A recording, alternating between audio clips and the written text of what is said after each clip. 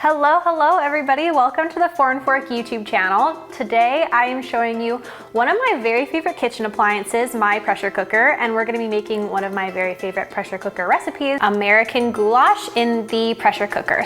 I think you guys are really gonna like it, and it's actually really easy, so I'm excited to show you how it's done.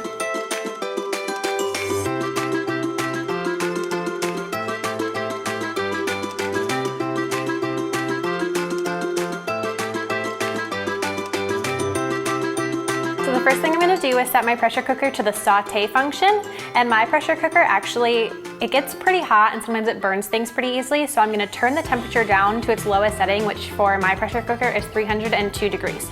So I have this set to 302 degrees on saute, and I'm gonna add 1 tablespoon of olive oil in here. You can hear it sizzling, it's pretty hot already. I have 1 onion that's chopped up, and I'm gonna put that in here and just saute it for a couple minutes until the onion turns translucent and starts to cook just a little bit. Sometimes I find with cooking with my pressure cooker on saute, the pan seems to dry out a little bit more than it would when I'm cooking on the stove. So every once in a while, I put some extra olive oil in there just to kind of make sure nothing's sticking or burning. The next thing I have is 1 pound of ground beef. Put that in there. And then you can just break it up with your spoon and kind of cook it in here with the onions until it gets all brown, and then we'll move on to the next step. So once the beef is browned and cooked in the pressure cooker, I have a tablespoon of tomato paste. You can add that in and just mix it up really quickly to kind of disperse that tomato paste a little bit. And then we're gonna turn the saute function off. I have a 15-ounce can of diced tomatoes, a 15-ounce can of tomato sauce. So this next part is very important. If you've ever sauteed something in your pressure cooker and then you've closed it to start pressure cooking and you get a burn notice, it's most likely because you didn't use your spoon and scrape off the whole bottom of the pan.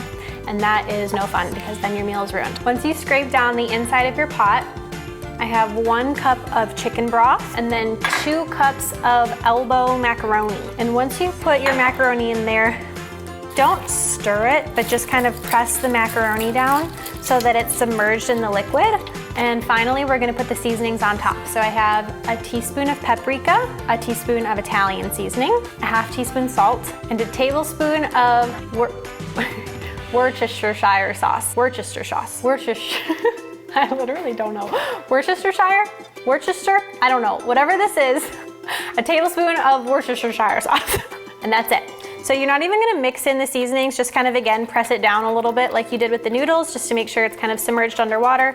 Again, you don't wanna stir because you don't want your noodles to end up on the bottom of the Instant Pot and burn. The last step is all you have to do is put the lid onto your pressure cooker. So put the lid on, turn it to the lock function, and then you're gonna turn this knob so that it seals onto pressure. Some pressure cookers show manual, others show high or low. So I'm gonna hit pressure cook until I get to the high function with the buttons here. When you set the timer, your Instant Pot is gonna start building pressure. So it's gonna build until it gets to the point where it has full pressure, and then it's gonna start counting down from the timer that you've set it at. It'll build up pressure, it'll start counting down from 6, and then once it hits 0, you're gonna perform a quick release. And just make sure that you don't stand over it like this because all of the steam is gonna come out of the top and you don't wanna burn yourself.